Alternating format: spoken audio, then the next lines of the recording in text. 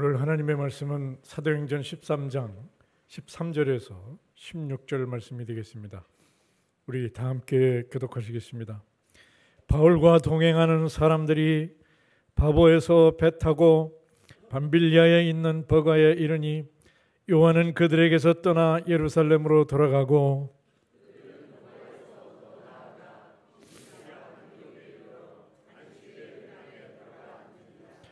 율법과 선지자의 글을 읽은 후에 회장장들이 사람을 보내어 물어 이르되 형제들아 만일 백성을 고날 말이 있거든 말하라 하니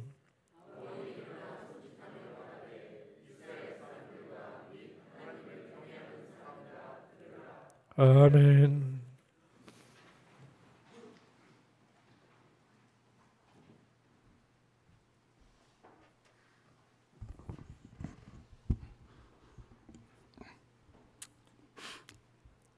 불로 연단한 금보다 더 귀한 믿음의 확신을 가지고 구원의 확신을 가지고 구원의 길, 영생의 길, 생명의 길로 향하는 저희들 앞길에 장애를 두려워하지 않게 하소서. 환난이 와도 핍박이 와도 시험이 와도 고난이 와도 마귀 사탄의 유혹이 와도 변하지 않는 그러한 믿음으로 우리들의 궁극적인 목표를 향해서 심차게 믿음으로 나아가는 복된 성도들이 되기를 원합니다. 완전하신 예수님께서 이 땅에 다시 재림하실 때에 주님 맞이할 준비를 잘하는 지혜로운 그러한 자들이 되게 하시고 기름과 등불을 준비하여 슬기로운 다섯 처녀의 반열에 서는 복 있는 자들이 되기를 원합니다. 우리의 연수가 70이요 강건하면 80이라도 그 연수의 자랑은 수고와 슬픔뿐이니이다. 신속하게 지나가니 우리가 날아가나이다. 유수와 같이 빠르게 흐르는 세월 속에 저희들 시간을 낭비하지 아니하고 게으르고 나태하지 아니하고 맡겨진 위치에서 맡겨진 사명을 잘 감당하여 하나님을 기쁘시게 하는 그러한 성도들이 되기를 원합니다. 우리가 명예나 물질이나 권세를 구하기보다 먼저 그 나라와 의를 구하는 지혜로운 자들이 다 되기를 원합니다. 육신의 정욕, 안목의 정욕, 이생의 자랑을 제어하지 못하고 경건한 삶을 살지 못하여서 영원한 천국의 자리에서 낙오되는 안타까운 그러한 성도들이 나오지 않도록 늘 깨어 기도하는 그러한 성도들이 다 되기를 원합니다. 하나님의 섭리 가운데서 세워주신 귀한 제단, 이 시대의 시대적인 사명을 잘 감당하게 하시고 지역에 죽어가는 많은 영혼들을 구원하게 하시며 주님 오실 때까지 주님께 귀하게 쓰임받는 자자손손 태도로 이 교회를 사수하는 그러한 믿음의 복된 제단이 되게 해 주옵소서. 이 제단에 소속된 모든 성도들 가정 주님께서 기억하시고 저들의 가정들이 인과 기도되어 가족 구성원 모두가 예수 잘 믿고 구원에 이르도록 은혜를 베풀어 주옵소서. 하나님께서 이 시대에 가장 귀하게 쓰시는 우리 창동민 목사님 이렇게 보내주시고 늘 영육간에 강건하게 하시니 감사를 드립니다. 이 시간에도 말씀을 선포할 때에 능력 있는 말씀을 선포하게 하시고 언제나 주님의 뜻을 찾고 주님의 뜻을 이루어가는 귀한 목사님 되게 하시며 양들을 쉴만한 물가로 푸른 투상으로 잘 인도하는 그러한 목자장의 사명을 잘 감당하게 하시고 이사야 아들 다윗처럼 하나님의 마음에 합하는 그러한 믿음의 귀한 목사님 될 수 있도록 은혜를 베풀어 주옵소서. 목사님들과 함께 동역하는 우리 김성원 협동 목사님, 신은지 목사님, 장한결 전도사님 언제나 자기들의 맡겨진 위치에서 조력자로, 동역자로, 협력자로, 헬퍼로서의 역할을 잘 감당하며 저들의 영역관에 강건해서 주님께 귀하게 쓰임받는 그러한 귀한 생애가 될 수 있도록 은혜를 베풀어 주옵소서. 이 나라와 민족을 주님 기억하시고 하나님의 보호하심 속에서 하나님의 인도하심 속에서 세계 속에 뛰어난 민족으로 우뚝 세워주시니 감사를 드립니다. 하나님을 잘 믿는 그러한 민족, 하나님의 복음을 널리 전파하는 그러한 민족, 하나님의 영광을 높이 높이 드러내는 그런 민족이 되게 하시고 정치적으로나 사회적으로나 경제적으로나 모든 면에서 안정된 나라, 평안한 나라, 행복한 나라, 건강한 나라가 될 수 있도록 은혜를 베풀어 주옵소서. 재단에 소속되어 있는 성도들 가운데서 귀한 절에 미참한 성도들 어디에 있든지 간에 주님 저들을 기억하시고 하나님의 인도하심 속에서 하나님의 보호하심 속에 살아가는 귀한 자들이 되기를 원합니다. 믿음의 자리, 예배의 자리, 목숨 걸고 생명 걸고 저들이 사수할 수 있는 그러한 믿음의 단계에 이를 수 있도록 은혜를 베풀어 주옵소서. 예배의 성공적인 그러한 자들이 다 되기를 원합니다. 주님께서 귀한 예배를 받으시고 홀로 영광 받아 주옵소서. 예수님의 이름으로 기도드렸습니다. 아멘.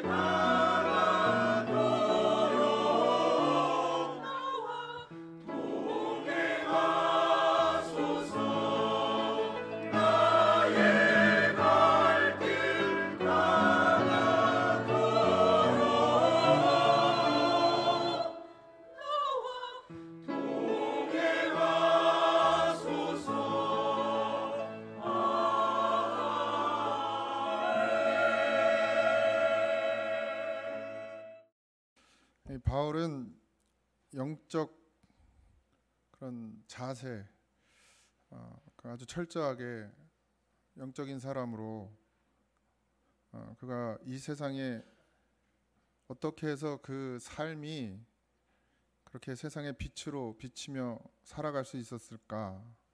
이 바울이라고 하는 사람은 청년 시절에는 그리스도인을 색출하고 연행하고 투옥시키는 그것을 천직으로 삼던 사람입니다. 그랬던 바울이 예수님 한 분만, 복음만을 가지고 살아가는 그런 사람으로 변화되었죠. 바울에게는 올바른 자기 인식, 자기 부인의 사건이 있었습니다. 사도행전 9장 3절에서 5절에 보면 사울이 길을 가다가 다메섹에 가까이 이르더니 호련히 하늘로부터 빛이 그를 둘러 비치는지라 땅에 엎드려져 들음에 소리가 있어 이르되 사울아 사울아 내가 어찌하여 나를 박해하느냐 하시거늘 대답하되 주여 누구시니까 이르시되 나는 내가 박해하는 예수라. 바울이 예루살렘에서 한 200km 떨어져 있던 다메섹에 있는 그런 그리스도인들까지도 붙잡아서 연행하기 위해 다메섹을 향해 가는 길이었습니다. 지금이야 200km 그러면 한 2시간 반, 3시 차로 2-3시간이면 가겠지만 고속도로 달리면 더 빨리도 가겠지만 그 당시는 200km면 며칠 걸려야 되죠. 걸어서 가야 됐기 때문에 말을 타거나 마차가 있는 것도 아니고 그래서 대부분 걸어 다녔잖아요. 근데 그 200km를 그리스도인 잡으러 간 거예요. 중범죄자도 아니고 그냥 그리스도인을 잡으러 그만큼 열심과 열정이 대단했던 사람이었죠. 근데 거기를 가다가 오늘 우리가 아까 제가 읽어드린 본문에서 예수님을 만나게 됩니다. 주님께 사로잡혔어요.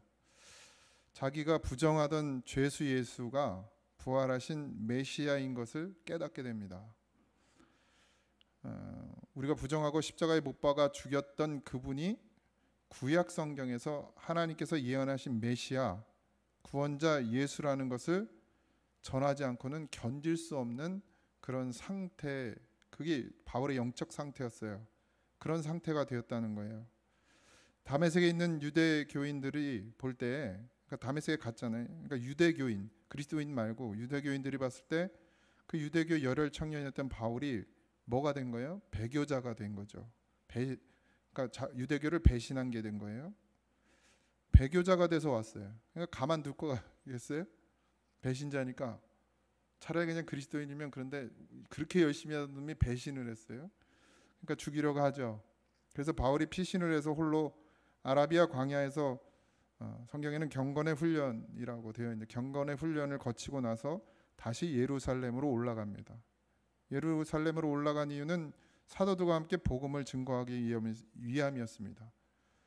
사도 바울은 예수님의 그 다메섹 사건 이후부터는 그의 움직임은 항상 뭐였냐면 복음을 위한 것이었어요. 복음을 증거하는 일. 근데 예루살렘도 어떤 곳이죠? 유대교의 중심지입니다. 그러니까 종교 지도자, 유대교의 종교 지도자들, 바리새인들, 사두개인들, 제사장들 다 거기에 있었어요. 예루살렘은 바울을 다메섹에 있는 교인들의 그리스도인을 잡아오라고 보낸 대제사장이 있는 곳이에요. 그러니까 다메섹으로 갈 때 대제사장에게 허락을 받잖아요. 허가증을 받았단 말이에요. 예루살렘에 있었어요. 그 대제사장이. 근데 거기에 가서 그리스도인을 잡으라고 보냈던 대제사장이 있는 그곳에 가서 이제는 그리스도를 전하는 자가 됐다는 거죠. 사도행전 9장 30절에 형제들이 알고 가이사랴로 데리고 내려가서 다소로 보내니라. 그러니까 이제 예루살렘에 가서 복음을 전하게 되니까 또 가만히 안 있는 거예요. 피신해서 갔는데 거기 가서 또 복음을 전하니까 가만히 있겠어요? 그러니까 또 잡아 죽이려고 바울을 그런 거죠. 그러니까 이제 그 형제들이라고 하면 여기서는 이제 그리스도인들이죠. 그리스도 안에서 한 형제된, 한 지체된 그리스도인들, 성도들의 모임, 그들이 이러다가 바울이 죽겠구나 생각이 들어서 가이사랴로 데리고 갑니다. 그러니까 그냥 가라고 그런 게 아니고 말을 안 들으니까 바울이 아니야 난 여기서 복음 전하다 죽겠다고 이러니까 가이사랴까지 끌고 가서 거기서 다소로 보내는 가는 걸 보고 다시 돌아오게 돼요. 이 바울이 3년 만에 돌아와서 예수가 부활한 그리스도라고 외치는 것을 대제사장들이 가만히 보고 있지 않았던 것이죠. 예루살렘에서 그대로 있어서 바울의 생명이 보장될 수 없었기 때문에 함께 복음을 전하던 형제들이 바울을 고향 다소로 보냈습니다. 근데 거기 바울이 무려 다소에서 13년 동안 칩거를 해요. 생각해 보세요. 지금 막 뜨거워. 복음 안 전하면 못 살 것 같은 그런 영적 상태인데 하나님이 바울을 다소로 끌고 가가지고 거기서 13년 동안 꼼짝도 못하게 합니다. 답답하지 않겠습니까? 미치고 환장하지 않겠어요? 바울의 아버지는 로마 시민이었죠. 그래서 바울도 태어날 때부터 로마 시민이었습니다. 그 아버지는 이 어린 바울을 예루살렘에 유학시켰어요. 당대 최고의 그러니까 학교로 따지면 명문 학교죠. 가말리엘이라는 스승이 있는 거기에 제자로 들여보냅니다. 이거 왜 거기 들여보냈겠어요? 그러니까 잘 배우라고, 유대교에 대해서 잘 배울 수 있도록. 그래서 그걸 지원할 만큼 경제적으로도 넉넉했던 아버지였습니다. 근데 지금 바울이 그렇게 공부하고 유학해서 공부하고 유대교에 열심히 했던 바울이 이제 잘 몰라요, 무슨 상황인지는. 그러고 고향집으로 낙향을 한 거예요. 그러니까 동네 사람들이 볼 거 아니에요. 청년 바울이 예루살렘에 가서 열심히 공부하더니 잠깐 부모님을 뵈러 왔나? 뭐 이렇게 생각을 했을 수도 있겠죠. 근데 일주일이 지나도 집 안 가는 거예요. 다시 예루살렘으로. 한 달이 지나도 안 가. 동네 사람들이 수근수근하기 시작했겠죠. 쟤는 왜 저러고 있지? 뭐 사고 치고 왔나? 1년이 지나도 안 갑니다. 제가 예루살렘 가서 공부하고 온다더니 애가 이상해졌나? 이제 뭐 계속 수근거리겠죠. 근데 바울이 13년 동안 거기 있는 거예요. 그 소리를, 그러니까 무슨 말을 할 수도 없었죠. 그러니까 다소에서 침묵과 인내의 시간을 13년이나 갖게 됩니다. 아무 말도 할 수 없었어요. 하나님께서 의욕만 넘치는 바울을 묶어놓고 하나님께서 다루어 가시는 것이죠. 자기를 볼 줄 아는 눈이 열릴 때까지. 우리는 바울의 일생을 잘 알고 있잖아요. 얼마나 위대한 생애를 살았는지. 그런데 바울의 생애에 못지않게 바울이 13년 동안 다소에 칩거했던 그 침묵과 인내의 기간이 어쩌면 더 중요합니다. 만약에 그 시간이 없었다면 바울은 죽기까지 복음을 전하는 일에 다 하지 못했을 수도 있어요. 이건 제 추측일 뿐입니다. 하나님께서 그 13년이라는 시간 동안 자기를 부인하게 하고 자기를 보게 하고 그렇게 시간을 보내게 하신 것이죠. 바로 그 침묵과 인내가 발판이 돼서 지금 우리가 알고 있는 바울의 인생이 펼쳐지게 됩니다. 바울이 13년 동안 동네 사람들의 그 업신여기고 무시하는 눈초리를 참고 침묵했을 때, 그러니까 다시 하나님의 때가 이르렀을 때 상상치도 못하게 거기 바나바가 찾아와요. 바나바는 예루살렘에 바울이 갔을 때 바울을 변호해 줬던 사람입니다. 그리고 바나바는 지금 안디옥 교회에 담임 목사로 있어요. 교회를 세워서 거기를 사역하고 있습니다. 바나바가 다소까지 가서 바울을 찾은 거예요. 그리고 지금 안디옥에 있는 안디옥 교회가 교인들이 많아져서 계속 부흥되니까 내가 혼자 하기 어려우니 바울 당신이 나하고 같이 가서 안디옥 교회에서 함께 목회를 했으면 좋겠다. 이게 권유를 했습니다. 바울은 그때까지 자기가 안디옥 교회 공동 목회자가 될 거라는 생각은 해본 적도 없습니다. 그러니까 하나님께서 옮기신 거예요. 그래서 안디옥 교회에 가서 바나바와 함께 1년 동안 열심히 교회를 섬겼습니다. 교인들을. 1년이 지나 이 교인을 섬겼다는 말은 복음을 전했다는 얘기죠. 말씀으로 가르치고 지키게 했다는 얘기입니다. 제자들에게 예수님께서 주신 사명은 가르쳐 지키게 하라. 그걸 전념했다는 거예요. 1년이 지났는데 성령님께서 명령을 내리십니다. 바나바와 바울 두 사람으로 하여금 지중해 전도 여행을 떠나가라고 이렇게 말씀하시는 게 성령께서. 바나바와 바울 너희 두 사람이 여기 공동목회 잘하고 있으니까 이제 전도자를 파송해라. 하나 누구 뽑아가지고 보내라. 이게 아니라 목회 잘하고 있는 둘을 가서 바나바와 바울은 다른 교회에서 교회 사역을 다른 사람에게 맡기고 너희가 전도하러 가라. 이렇게 얘기한 거예요. 가고 싶을까요? 여기도 중요하잖아요. 이 안디옥 교회도 중요해요. 여기 있는 성도도 중요하잖아요. 그런데 성령께서 그렇게 강권하셨어요. 그래서 제1차 전도 여행이 그래서 시작됩니다. 뭐 숙박시설이 있는 것도 아니고 교통편이나 배를 타건 좋은 것도 아니고 뭐 어쩌다 배를 타거나, 그러니까 섬에 들어가거나 어디 멀리 가야 될 땐 배를 타거나, 대부분 도보로 걸었습니다. 걸어 다니다가 해가 지면 노숙하는 거죠. 뭐 숙박시설이 어디 있어요? 끼니도 보따리 속에 그냥 마른 빵 넣고 다니다가 꺼내서 찢어 먹고, 그리고 그냥 어디 해가 지면 그냥 돌을 베개 삼았는지 보쌈을 베개에 삼았는지 베개 삼고 자고, 그런 여정을 함께 했어요. 그걸 돕던 청년이 마가라는 사람입니다. 그러니까 성경 이제 요한이라고도 하고 마가라고도 하는데, 요한은 히브리식 이름이고 마가는 로마식 이름입니다. 그러니까 이 두 목회자를 옆에서 챙겨주고 도와줬던 그 청년이 마가예요. 이 마가는 바나바의 조카라고도 되어 있지만 또 다른 해석에는 사촌 동생이라고도 되어 있습니다. 어쨌든 어린 청년이, 더 어린 청년이었던 거죠. 사도행전 13장 4절에 두 사람이 성령의 보내심을 받아 실루기아에 내려가서 거기서 배를 타고 구브로에 가서, 이렇게 되어 있어요. 이렇게 세 사람이 1차 전도여행을 떠났는데, 1차 전도여행의 첫 번째 행선지는 바나바의 고향인 구브로였습니다. 그 구브로 섬을 동쪽에서 서쪽으로 지나가는 동안 바울의 일생에 가장 중요한 두 가지 사건이 일어나요. 그러니까 동쪽에서 서쪽으로 그 구브로 섬을 지나면서 복음을 전하는 거죠.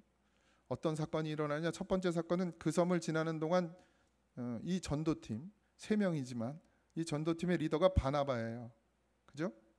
바나바가 먼저 목회를 시작했고 사울을 데려다가 바울을 데려다가 목회를 같이 하게 했고, 또 전도를 시작할 때 어쨌든 먼저 된 바나바가 리더죠. 그런데 이 구브로 섬을 지나면서 리더가 바뀌어요. 바울로.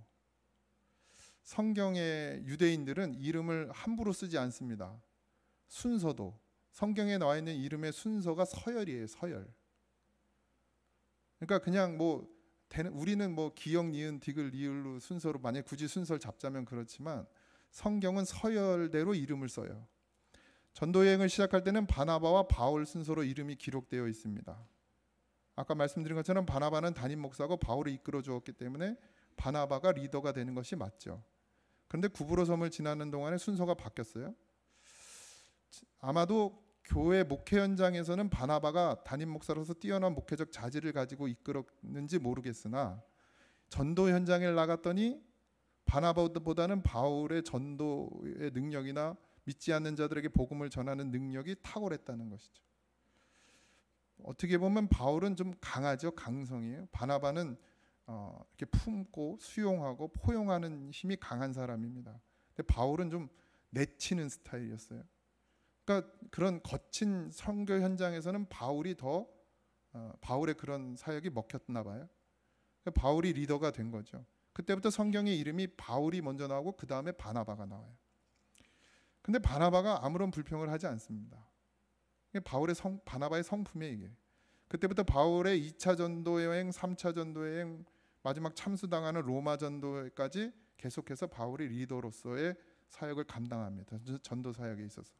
또 두 번째 사건은 뭐냐? 그 구브로 섬을 지나는 동안에 리더가 되고 나서 바울이 이름을 바꿔요. 바울이 자기의 이름을 개명했죠. 바울의 예전의 이름은 뭐였죠? 사울이었습니다. 그래서 계속 사울로 되어 있어요. 구브로 섬 상륙할 때까지. 그러니까 사도행전 13장에는 사울이라고 적혀 있습니다. 그런데 그 구브로 섬을 지나면서 사울이 바울로 바뀌어요. 사울은 아버지가 지어준 이름이잖아요. 그 아버지는 세계 최고의 로마 제국의 시민이었고, 뭐 어떤 경유로 로마 시민이 됐는지는 잘 모르지만, 그리고 단단한 경제력을 가진 사람이었습니다. 이 아버지가 아들을 낳은 거예요.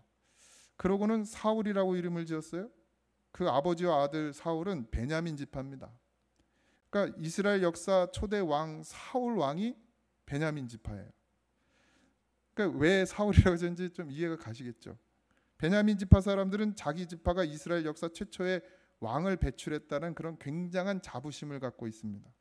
그래서 베냐민 지파 아버지인 이 사울의 아버지가 아들을 낳고 나서 사울이라고 이름을 지은 거예요. 아들아, 너도 그냥 사울 왕처럼 세상에서 제일 큰 사람이 되라, 뭐 이런 마음으로. 나도 우리 아버지가 장보고라고 줬으면.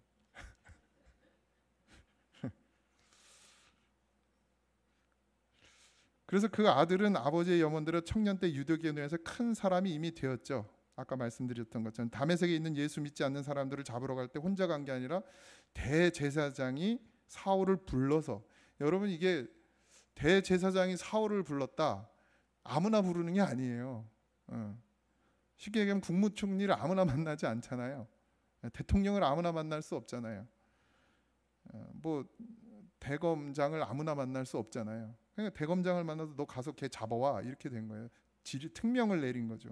그러니까 이미 어느 정도 그 사회에서, 유대교사에서 인정을 받고 있었던 거예요. 그러니까 탄텐대로를 걷고 있었다는 거죠.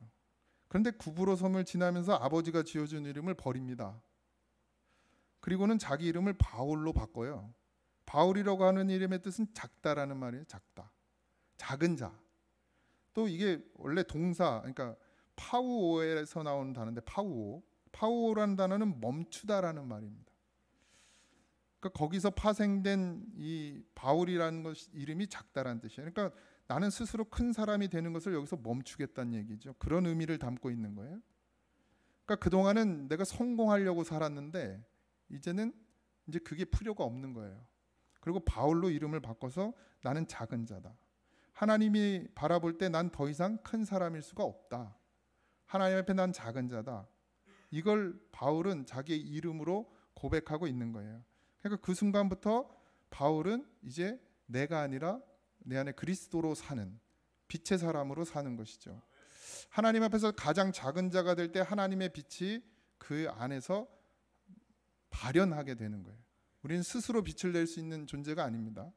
죄성을 지닌 우리는 본래 뭐라고 그랬어요? 성경 어둠의 자식이라고 그랬어요. 하나님의 빛이 임하면 그 빛이 뿜어져 나오는 반사체일 뿐이지 우리 스스로에게 빛이 있지 않습니다. 바울이 가장 작아졌을 때, 그러니까 그 13년이라는 시간을 보내고 또 선교를 나가면서 그 뭔가 또 느끼는 것들이 있었겠죠. 그러면서 자기가 가장 작아질 때 하나님의 빛이 그에게 임하여진 것이고, 우리가 왜 낮아져야 되느냐, 왜 겸손해, 왜 하나님 앞에 엎드려져야 되느냐, 그때 하나님의 빛이 우리 안에서 역사하시는 거예요. 그러니까 그가 세상의 어둠을 물리치는 하나님의 거룩한 빛을 그저 반사하는, 흘려보내는 그런 반사체가 된 것이죠. 바울에게는 분명한 소명의식이 있었습니다. 13절인데요. 바울과 및 우리가 오늘 읽은 동행하는 사람들이 바보에서 배 타고 밤빌리아에 있는 버가에 이르니 요한은 그들에게서 떠나 예루살렘에 돌아가고, 여기서 요한은 뭐라 그랬죠? 마가라고 그랬죠? 수행, 비서 같은 사람. 바울과 및 동행하는 사람은 바나바와 마가죠. 바보에서 배를 탔는데 이 바보는 구브로 섬의 제일 서쪽 끝에 있는 항구인데, 이거 설명해도 저도 잘 몰라요, 위치를. 봐야 알아, 지도를 봐야. 그러니까 구브로에서 전도 활동을 끝내고 나서 제일 서쪽 끝 항구에서 배를 타고 밤빌리아에 있는 버가에 이르렀다 그랬어요. 근데 그 버가에서 요한은 그들에게서 떠나 예루살렘으로 돌아갔다 이런 거예요. 도착해서 바울과 바나바가 잠자고 먹을 것을 수행해야 될 청년 마가는 그냥 집으로 가버린 거예요. 다시 예루살렘으로 돌아간 거예요. 안디옥으로 돌아간 거죠. 바울은 전도 여행을 하면서 항상 어느 나라에 도착하든지 대도시를 먼저 전도한 다음에 다른 도시로 옮겨 갔었어요. 그럴 수밖에 없었던 것도, 뭐 배를 타고 어딜 가도 배가 도착하는 데는 다 큰 도시지 아니에요? 그러니까 거기서 복음을 전했단 말이에요. 버가는 엄청난 대도시였어요. 그러니까 바울의 원래 그 습관대로라면 거기서 복음을 전해야 하잖아요. 그런데 사도행전 13장을 쭉 읽어보면 나중에 1차 전도 여행 터키 대륙 중부 지방까지 갔다가 다시 되돌아와서 버가에서 복음을 전해요. 그러니까 반대가 됐어요. 바울이 버가에서 어디로 갔느냐 하면 비시디아 안디옥으로 갔습니다.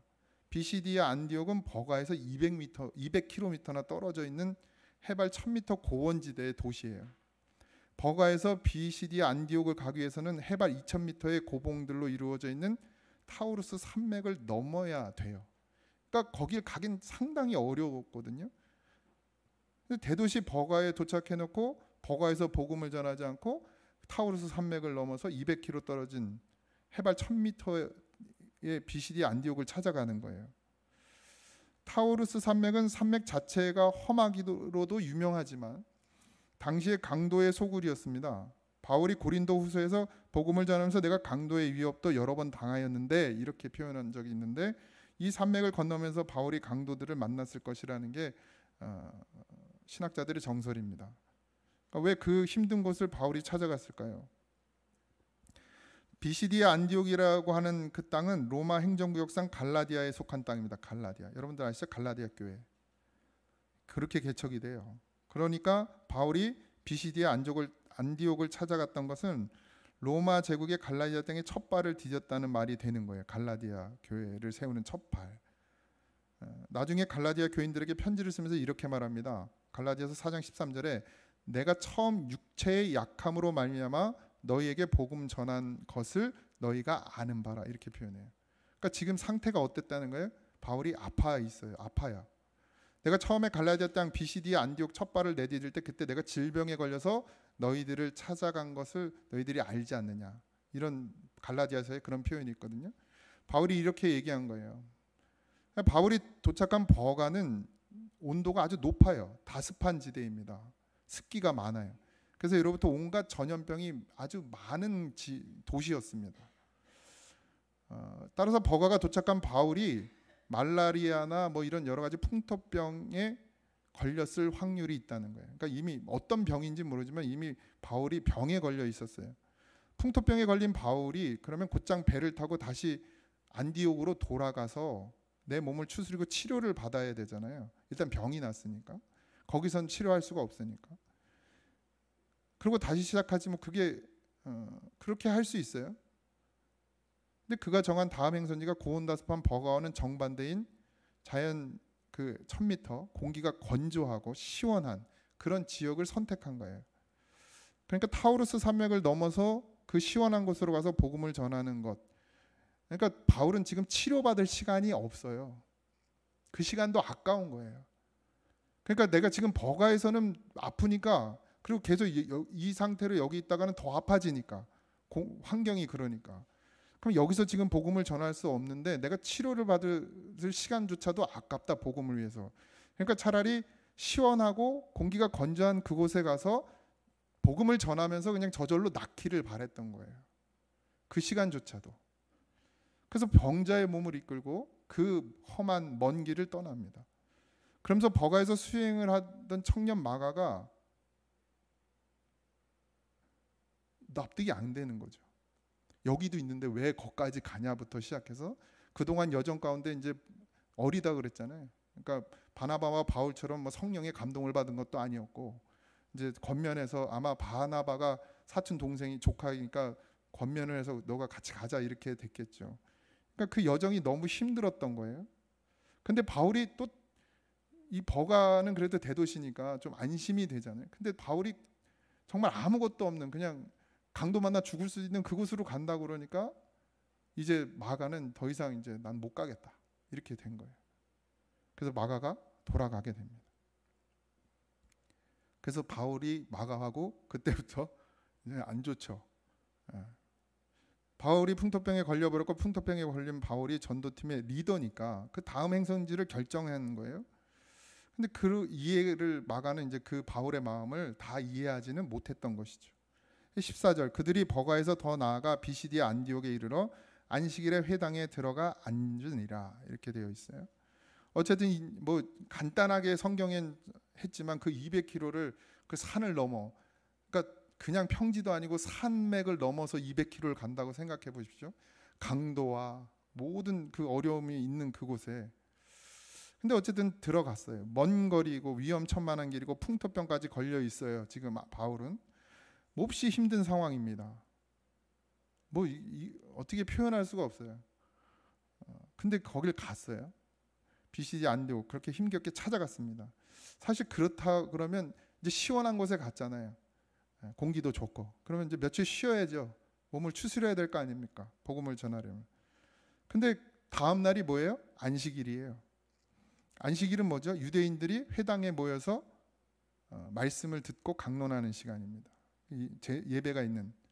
쉬지도 않고 바로 그 다음 날 곧바로 회당을 찾아간 거예요. 왜요? 복음을 전할 기회에. 유대인들이 많이 모여 있으니까. 유대교인들이. 그러니까 내가 풍토병에 걸렸으면 좀 쉬어야 되지 않습니까? 그런데 바울이 그렇게 할 수 없었어요. 왜? 바울이 다메섹 도상에서 주님께 사라졌을 때 눈이 멀게 되지 않습니까? 그래서 앞을 못 보는 상태로 다메섹에 들어갔을 때 직가라는 거리에 유다의 집에 있었어요. 주님께서 선지자 아나니아를 보냅니다. 아나니아를. 그러면서 유다라는 사람의 집에 있는 사울이라는 사람을 찾아가서 안수해줘라. 그래서 보게 해줘라. 이게 하나님께서 아나니아에게 말씀하신 거예요. 그러니까 아나니아는 사울이 어떤 사람인지 안 거죠. 하나님 안 됩니다. 그 사람 나쁜 사람이에요. 여기 예수 믿는 사람들을 죽이러 온 사람입니다. 그러더니 주님께서 사도행전 9장 15절에 이렇게 말씀하세요. 15절입니다. 주께서 이르시되 가라. 누구한테? 아나니아에게 이렇게 얘기하는 거예요. 가라. 이 사람은 내 이름을 이방인과 임금들과 이스라엘 자손들에게 전하기 위해 택한 나의 그릇이라. 이방인과, 그러니까 유대인이 아닌 모든 사람들이죠.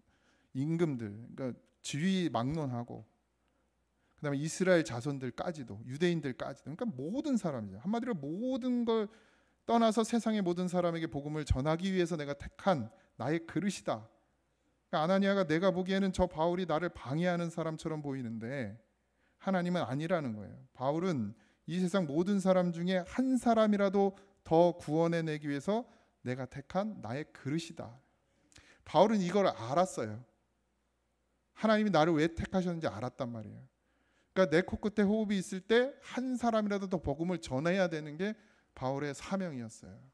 지금 아픈 게 문제가 아니고 배고픈 게 문제가 아니고 잠 못 잔 게 문제가 아니고 200km를 그 목숨 걸고 걸어온 게 문제가 아니라 지금 유대인들이 모여서 예배하는 그곳에 내가 가서 복음을 전하리라. 하나님께 주신 이 소명에 바울은 이처럼 투철한 사람이었습니다.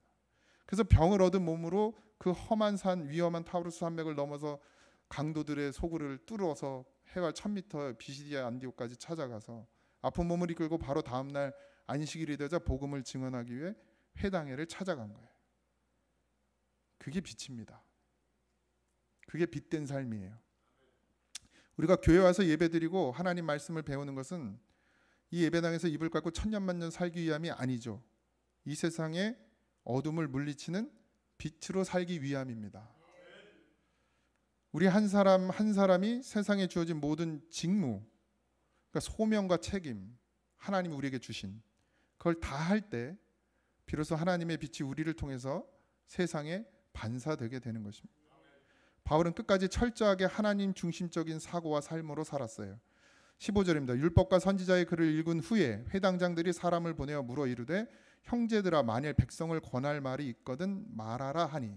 그러니까 이제 찾아갔어요. 회당에. 그랬더니 이제 회당에서는 늘 율법과 선지자의 글, 성경인데 그 당시엔 성경이 모세오경하고 선지서들, 그러니까 뭐 그런 것들밖에 없었어요. 완전히 완성되어 있지 않았기 때문에. 근데 그걸 읽어요. 그러고 나서 회당에 있는 이제 좀 누가 이제 그걸 강론한단 말이에요. 그러니까 바울이 지금 병든 몸을 이끌고 안식일에 회당에 들어갔어요. 근데 그 당시에 회당에는 좌석이 구별되어 있었습니다. 일반석이 있었고 랍비들이 앉는 상석이 있었어요. 그러니까 조금 높은 자리였어요. 그러니까 랍비 신분인 사람들은 어느 도시 회당에 들어가도 랍비 그 상석에 앉게 되어 있습니다. 그러니까 바울은 가말리엘의 제자잖아요. 그러니까 랍비죠. 바나바는 정통 레인입니다. 제사장이에요. 그러니까 바울과 바나바는 랍비석 상석에 앉을 수가 있는 거예요. 그래서 거기 앉아 있었던 거예요. 해당장이 성경 구절을 읽고 외부에서 온 랍비가 와서 랍비석에 앉아 있으니까, 그러니까 늘 이제 랍비들은 그 성경을 읽고 나면 이거 이런 말씀이야 뭐 이렇게 막 한단 말이에요. 그러니까 설교하듯이. 그런데 다른 랍비가 온 거야, 외부에서. 그러니까 늘 듣던 사람 거 듣기보다는 저 사람 걸 듣고 싶은 거죠. 그러니까 우리 동네 타지에서 온 랍비가 있으니까 그게 관례였어요. 그러니까 타지에서 온 랍비에게 어떻게 강론하는지 한번 들어보자, 이런 마음으로 이제 기회를 주는 거예요.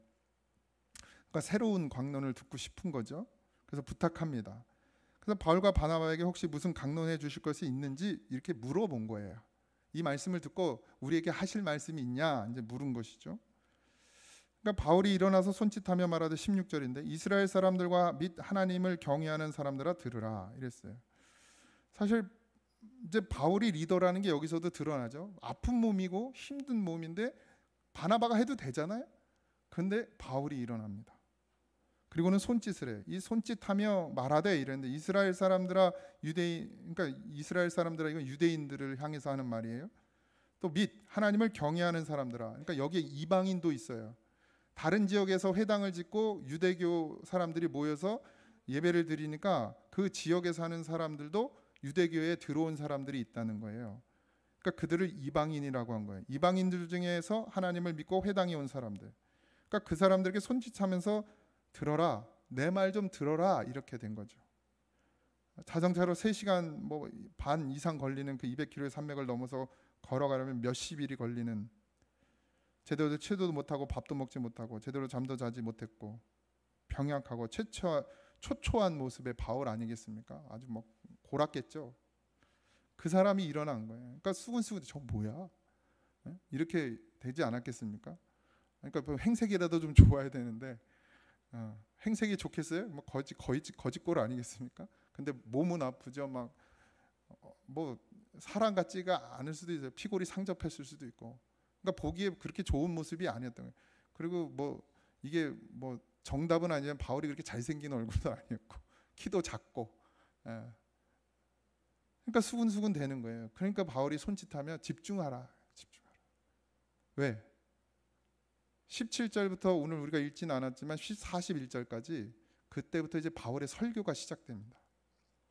그러니까 이제 이들은 성경을 읽고 그걸 강론을 들으려고 바울을 일으켜 세웠는데 바울은 뭘 하려고 해요? 지금 복음을 전하려고 하는 거예요. 그러니까 내가 힘들게 와서 목숨을 걸고 복음을 전하는데 그들이 나의 모습, 나의 이런 걸 보고 수군거리니까 그거 말고 내 말을 들어라. 성경 어디에서도 바울의 설교에 전문이 기록된 곳이 없습니다.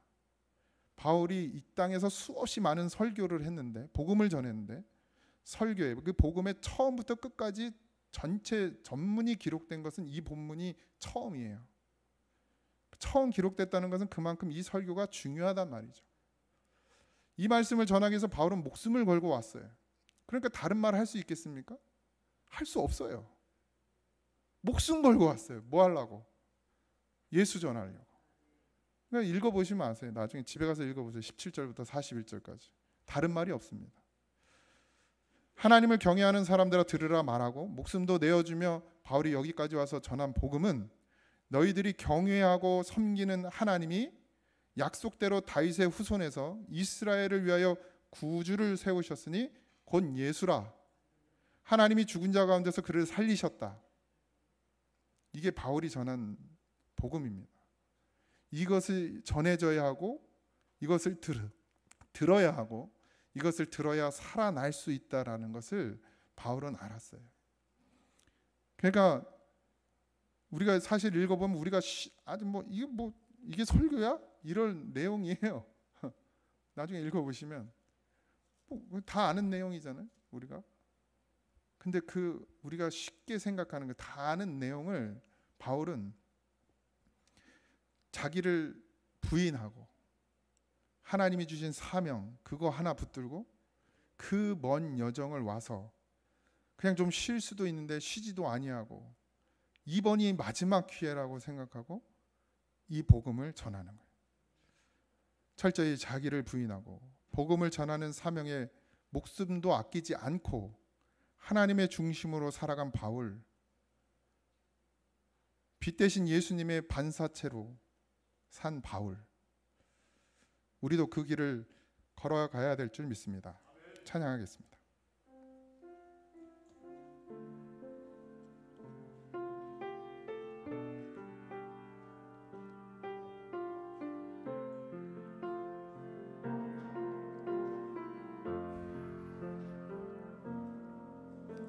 주님과 함께하는 이 고요한 시간, 주님의 보좌 앞에 내 마음을 쏟네.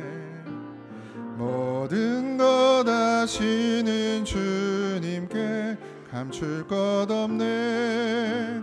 내 마음과 정성 다해 주 바라나이다. 남 염려하지 않아도, 나 염려하지 않아도 내 쓸 것 아시니. 나 오직 주의 얼굴 구하게 하소서. 다 이해할 수 없을 때라도 감사하며 날마다 순종하며 주 따르오리다. 온 마음 다해 사랑합니다. 온 마음 다해 주 알기 원하네. 내 모든 삶 당신 것이니 주만 섬기리. 온 마음 다해, 온 마음 다해, 온 마음 다해 사랑합니다. 온 마음 다해 주 알기 원하네. 내 모든 삶